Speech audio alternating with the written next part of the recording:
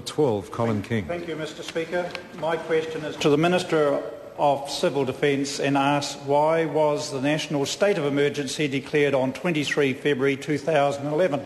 Honourable John Mr Speaker, the significant impact of the 6.3 earthquake in Christchurch on the 22nd of February required this level of response. The declaration of the state of national emergency ensures the maximum possible coordination and cooperation between central and local resources and international assistance. It also demonstrates the government's ongoing commitment to help people in Canterbury to respond to this disaster. I'm very proud of the Civil Defence's response. Mr Speaker, Colin King. Supplementary to the Minister, why has the national state of emergency been extended? Mr Speaker, John Carter. This natural disaster has severely stretched the ability of Canterbury to respond and recover. It is therefore appropriate for a national response. The ongoing impact of the earthquake on the 22nd of February and the continuing aftershocks is of such an extent that a combined effort across the nation will be required for some time.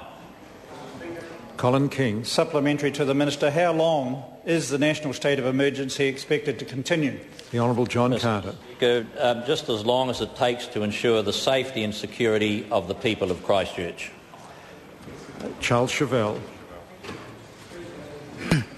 Why does the government need to maintain both a national state of emergency under Part 4 of the Civil Defence legislation at the same time as it's preparing to make a number of new orders under the very wide powers available to it under the Canterbury Earthquake Response and Recovery Act?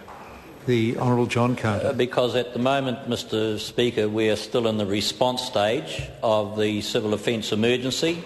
What the member is talking about is the recovery stage, which is something that we will address as we move on into this issue, and we need to continue through the response until we're ready to approach and address the recovery issues. Charles Chauvel.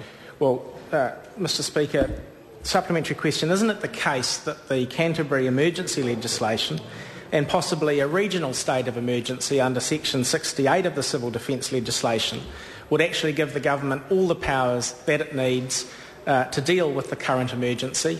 And shouldn't he now bring the national state of emergency to a prompt end in favour of allowing the local civil defence authorities to consider declaring a regional state of emergency and the government relying on the powers it has under the recovery legislation? The Honourable John Carter. That may be the member's view, Mr Speaker. It's not mine. And that brings to a close questions for oral answer. I call on